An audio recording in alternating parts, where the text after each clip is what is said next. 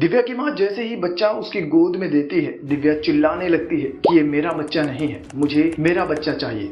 Hospital की doctors, nurse, Divya का husband, उसकी माँ, हर कोई दिव्या को समझा रहा होता है कि ये तुम्हारा ही बच्चा है, लेकिन दिव्या किसी की बात नहीं सुनती। वो पूरे हॉस्पिटल में अपने बच्चे को ढूंढने लगती है। सब लोग दिव्या को पागल समझ रहे होते हैं। आखिरकार आनंद उस बच्चे का डीएनए टेस्ट करवाता है और रिपोर्ट आते ही सब लोग शॉक्ड हो जाते हैं। इससे पहले कि मैं आपको आगे की कहानी सुनाऊं, आपको बता दूं कि इस फिल्म का नाम है डीएनए, जिसे आप जियो हॉटस्टार पर हिंदी में भी देख सकते हैं। फिल्म बहुत अच्छी है, तो आप इस फिल्म को एक बार जरूर देखना और कमेंट करके मुझे बताना कि आपको मेरा एक्सप्लेनेशन कैसा लगता है। आप लोग कमेंट करो और मैं कहानी शुरू करता हूँ। अब देखो दोस्तों, इस कहानी की शुरुआत 2014 में होती है। हम एक सॉफ्टवेयर इंजीनियर वर्धा को देखते हैं। वो हॉस्पिटल के रिकॉर्ड्स को मेंटेन करने के लिए एक नया सॉफ्टवेयर बनाता है और एक हॉस्पिटल में अपने सॉफ्टवेयर की ट्रेनिंग देता है। शाम को वर्धा घर जा रहा होता है। तेज बारिश हो रही थी, अंधेरा ज्यादा था और गलती से वर्धा एक बाइक वाले को टक्कर मार देता है। बाइक पर एक कपल और उनका छोटा सा बच्चा था। फिर वो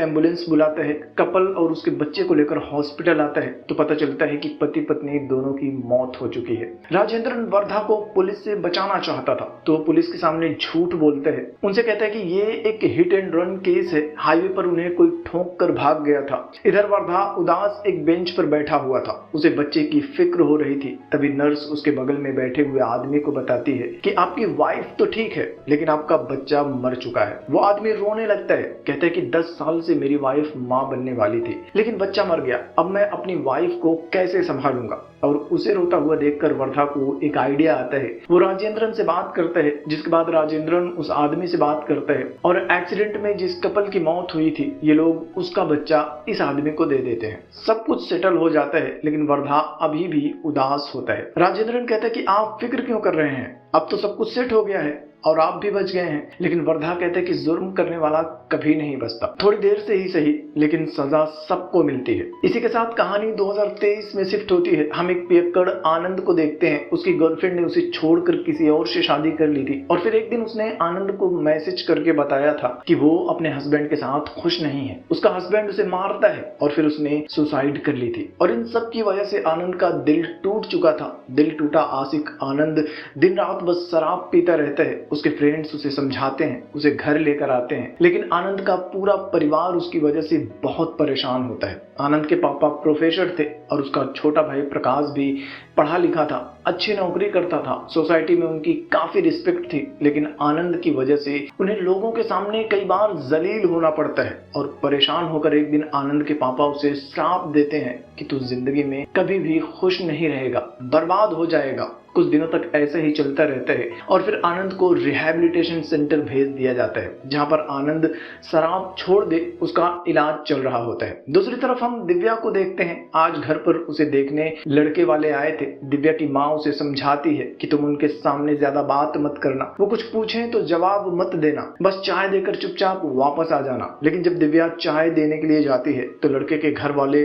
कई सारे सवाल पूछने लगते हैं। कुछ देर तक तो दिव्या खामोश रहती है, लेकिन लड़के की माँ बार बार सवाल करती है और आखिरकार दिव्या बोलना शुरू करती है तो रुकने का नाम नहीं लेती। वो कहती है कि मैं बहुत बोलती हूँ, इंस्टाग्राम पर वीडियो भी बनाती हूँ, मेरे 500 फॉलोअर्स हैं। और ये सुनकर लड़के वालों को लगता है कि लड़की तो पागल है और वो चुपचाप वहां से चले जाते हैं। दिव्या की माँ उसे डांटने लगती है, मारती है, कहती है कि तू ऐसा करेगी तो कोई तुझसे शादी नहीं करेगा। फिर वो दिव्या को लेकर डॉक्टर के पास जाती है। दरअसल दिव्या बॉर्डरलाइन पर्सनालिटी डिसऑर्डर की पेशेंट है। तब डॉक्टर दिव्या की माँ को समझाता है कि ऐसे पेशेंट छोटे बड़े, अच्छे बुरे का फर्क नहीं समझते, इन्हें जो अच्छा लगता है बस वही करते हैं। आप इन्हें डांट कर या मार कर इन्हें डरा नहीं सकते। लेकिन दिव्या की माँ उसकी शादी को लेकर बहुत परेशान होती है। तब डॉक्टर उसे सलाह देता है कि आप लड़के के घर वालों को पहले ही सब कुछ बता दीजिए, क्योंकि हम इसकी दवा तो नहीं रोक सकते। इसके बाद दिव्या भी कमरे में आ जाती है। दिव्या की माँ पुराना पर्चा लाना भूल गई थी और तब दिव्या डॉक्टर को सारी दवाइयों का नाम बता देती है जिसे वो खा रही थी। मतलब दिव्या भले ही बॉर्डरलाइन पर्सनालिटी डिसऑर्डर की पेशेंट है, लेकिन उसकी मेमोरी काफी स्ट्रांग है। मीनवाइल हम आनंद को देखते हैं। उसका रिहैब पूरा हो जाता है और आनंद शराब छोड़कर बाहर आ जाता है। जिसके बाद आनंद के पापा एक लड़की के साथ उसका रिश्ता तय कर देते हैं और वो लड़की होती है दिव्या।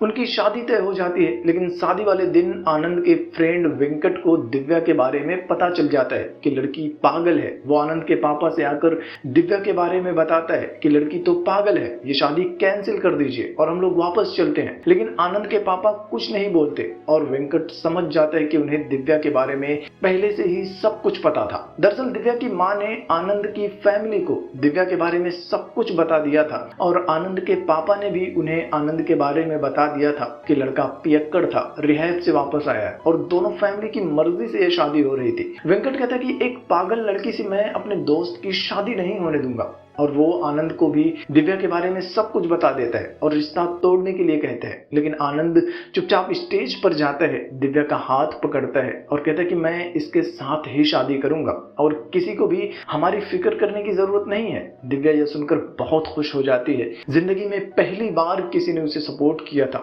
उसके इमोशंस को समझा था। दोनों की शादी हो जाती है। आनंद दिव्या के साथ एक अलग घर में शिफ्ट हो जाता है, पैसा कमाने के लिए नौकरी करने लगता है। दोनों एक साथ बहुत खुश होते हैं। फिर दिव्या प्रेग्नेंट हो जाती है और 9 महीने बाद हॉस्पिटल में एक बच्चे को जन्म देती है। नर्स उस बच्चे को दिव्या की गोद में देती है। फिर बच्चे का रिपोर्ट कार्ड बनाया जाता है, उसके हाथ में एक टैग लगाया जाता है, रिपोर्ट पर बच्चे का फुटप्रिंट भी दिया जाता है। फिर बच्चे को बाहर लाकर परिवार वालों को दे दिया जाता है। आनंद के पापा तुरंत पंडित जी को कॉल करके खुशखबरी देते हैं। पंडित जी बताते हैं कि वृषभ राशि और कर्क लग्न, मतलब कि बच्चे की कुंडली बहुत ही अच्छी है। नर्स थोड़ी देर के लिए बच्चे को इंक्यूबेटर में रखने के लिए लेकर जाती है। फिर बच्चे को वापस लाया जाता है। दिव्या की माँ जैसे ही बच्चे को उसकी गोद में देती है, दिव्या चिल्लाने लगती है कि ये मेरा बच्चा नहीं है, मुझे मेरा बच्चा चाहिए। हॉस्पिटल की डॉक्टर्स, नर्स, आनंद, उसकी माँ, हर कोई दिव्या को समझा रहा होता है कि ये तुम्हारा ही बच्चा है, लेकिन दिव्या किसी की बात नहीं सुनती। हॉस्पिटल की चीफ डॉक्टर महिमा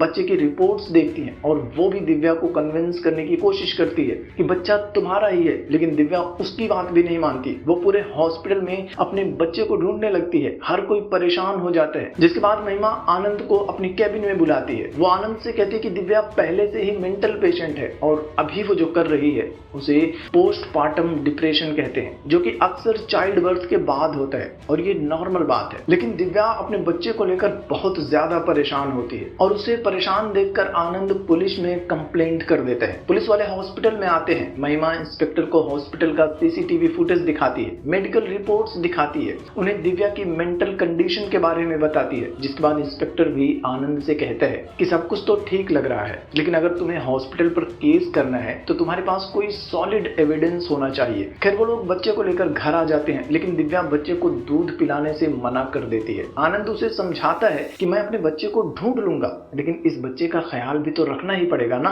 और आखिरकार दिव्या अपना बच्चा मिलने तक इस बच्चे का ख्याल रखने के लिए मान जाती है। इसके बाद आनंद फिर से इंस्पेक्टर को कॉल करता है तो इंस्पेक्टर उसे बच्चे का डीएनए टेस्ट करवाने के लिए कहता है, लेकिन गवर्नमेंट प्रोसेस में काफी टाइम लग सकता था। तो आनंद अपने फ्रेंड वेंकट की हेल्प से एक लैब वाले से मिलता है और बच्चे का डीएनए टेस्ट करवाता है। 2 दिन बाद रिपोर्ट मिलती है, जिसे देखते ही आनंद की आंखों में आंसू आ जाते हैं, क्योंकि दिव्या सही थी, वो बच्चा उनका नहीं था। आनंद फिर से पुलिस स्टेशन जाता है, इंस्पेक्टर को डीएनए रिपोर्ट दिखाता है और आखिरकार इंस्पेक्टर भी उसका केस रजिस्टर कर लेता है और एसआई चिन्ना स्वामी को केस की इन्वेस्टिगेशन करने के लिए कहता है। चिन्ना स्वामी के साथ मिलकर आनंद भी इन्वेस्टिगेशन शुरू कर देता है। बच्चे को गायब हुए 5 दिन बीत चुके थे। चिन्ना स्वामी आनंद को लेकर क्राइम रिकॉर्ड ब्यूरो में जाता है। आनंद कहता है कि हमारे पास जो बच्चा है, हो सकता है उसके माँ बाप भी उसे ढूंढ रहे हों। जिसके बाद चिन्ना स्वामी पिछले 10 दिनों में जितने भी बच्चे गायब हुए थे सबकी रिपोर्ट्स निकलवाता है। तब रिपोर्ट निकालने वाला ऑफिसर कहता है कि ऐसे तो बच्चे को ढूंढना बहुत मुश्किल हो जाता है, क्योंकि अगर कोई बच्ची गायब होती है तो ज्यादातर उसकी तस्करी हो जाती है और अगर बच्चा गायब होता है तो उसे नरबली दे देते हैं। आनंद को अपने बच्चे की फिक्र होने लगती है और तभी चिन्ना स्वामी को उसके खबरी का कॉल आता है। वो बताता है कि आज रात में एक जगह पर पूजा होने वाली है जहाँ बच्चे की नरबली दी जाएगी। रात में आनंद और चिन्ना स्वामी दोनों खबरी की बताई हुई लोकेशन पर जाते हैं। यहाँ कुछ लोग ब्लैक मैजिक कर रहे होते हैं। वो लोग एक बच्चे की बलि देने वाले थे, लेकिन तभी आनंद वहां पहुंच जाता है। वो ब्लैक मैजिक करने वालों की जमकर पिटाई करता है। थोड़ी देर में पुलिस का बैकअप भी वहां पहुंच जाता है और वो लोग ब्लैक मैजिक करने वालों को पकड़ लेते हैं। लेकिन आनंद ने जिस बच्चे को बचाया था उसका फोटो दिव्या को दिखाता है तो दिव्या कहती है कि ये उनका बच्चा नहीं है और इसी बीच में उनका केस कोर्ट में पहुंच जाता है। लेकिन लेकिन हॉस्पिटल का लॉयर कहता है कि हम ऐसे ही किसी भी लैब की डीएनए रिपोर्ट को वैलिड नहीं मान सकते, हमें गवर्नमेंट लैब की रिपोर्ट चाहिए। तब जज साहब गवर्नमेंट लैब को 10 दिन में डीएनए रिपोर्ट सबमिट करने का ऑर्डर देते हैं और दिव्या से कहते हैं कि जब तक तुम्हें तुम्हारा बच्चा नहीं मिल जाता या फिर जो बच्चा तुम्हारे पास है उसके माँ बाप नहीं मिल जाते, तब तक तुम्हें इस बच्चे का अच्छे से ख्याल रखना होगा। इसके बाद हम डॉक्टर महिमा को देखते हैं। वो हॉस्पिटल के सभी स्टाफ को अपने केबिन में इकट्ठा करती है, उन सबसे कहती है कि पुलिस वाले तुमसे पूछने के लिए आएंगे तो ज्यादा कुछ बोलने की जरूरत नहीं है, उनसे कहना कि हमें कुछ नहीं पता। आनंद और चिन्नास्वामी दोनों हॉस्पिटल के हर एक स्टाफ से पूछताछ करते हैं। एक बार फिर से सीसीटीवी फुटेज चेक करते हैं, लेकिन उन्हें कुछ भी पता नहीं चलता। चिन्नास्वामी सीसीटीवी फुटेज को और भी अच्छे से एनालाइज करता है तो पता है कि उस दिन नर्स शैलजा को वार्ड से इंक्यूबेटर रूम तक जाने और वार्ड तक वापस आने में 20 सेकंड ज्यादा का समय लगा था। वो शैलजा से पूछताछ करना चाहता था तो एक नर्स बताती है कि शैलजा ने काम छोड़ दिया है, उसे सऊदी में नौकरी मिल गई है। आगे वो बच्चों को किडनैप करने वाले एक गैंग लीडर गजा से मिलता है। गजा मार्केट में मटन बेचता है। वो चिन्नास्वामी से कहता है कि हम लोग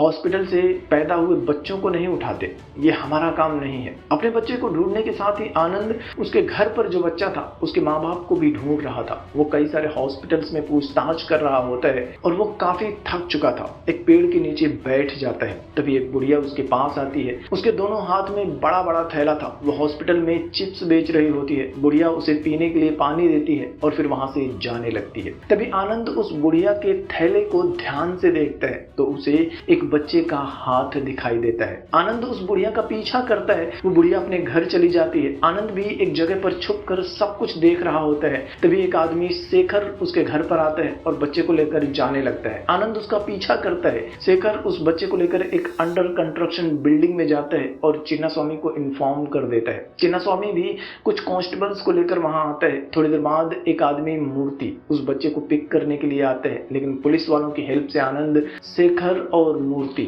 दोनों को पकड़ लेता है। वो लोग बुढ़िया को भी पकड़ लाते हैं, लेकिन ये तीनों इन्वेस्टिगेशन में कोऑपरेट करने से साफ मना कर देते हैं। लेकिन इसी बीच में चिन्नास्वामी को पता चलता है कि नर्स शैलजा की एक जुड़वा बहन भी है, जिसके बारे में कोई नहीं जानता था। चिन्नास्वामी उन दोनों को अरेस्ट कर लेता है और आखिरकार शैलजा बता देती है कि उसने ही अपनी जुड़वा बहन के साथ मिलकर आनंद के बच्चे को दूसरे गवर्नमेंट हॉस्पिटल में पैदा हुए एक बच्चे के साथ बदल दिया था और ये सब कुछ उसने मूर्ति के कहने पर किया था। दरअसल मूर्ति एक नर्स एजेंसी चलाता है और उसने ये काम करने के बदले शैलजा को सऊदी में नौकरी दिलवाने का वादा किया था। इसके बाद चिन्नास्वामी और आनंद दोनों मूर्ति से पूछताछ करते हैं। मूर्ति पहले तो बताने से मना करता है, लेकिन फिर मार खाने के बाद बताता है कि मुझे वो बच्चा राजेंद्रन को देना था, जो कि हॉस्पिटल की सिक्योरिटी एजेंसी चलाता है। चिन्नास्वामी और आनंद दोनों राजेंद्रन को ढूंढने लगते हैं। अब देखो, नर्स शैलजा ने जो इंफॉर्मेशन दी थी उसकी मदद से आनंद उस बच्चे के असली माँ बाप को ढूंढ लेता है, जो कि इनके पास था।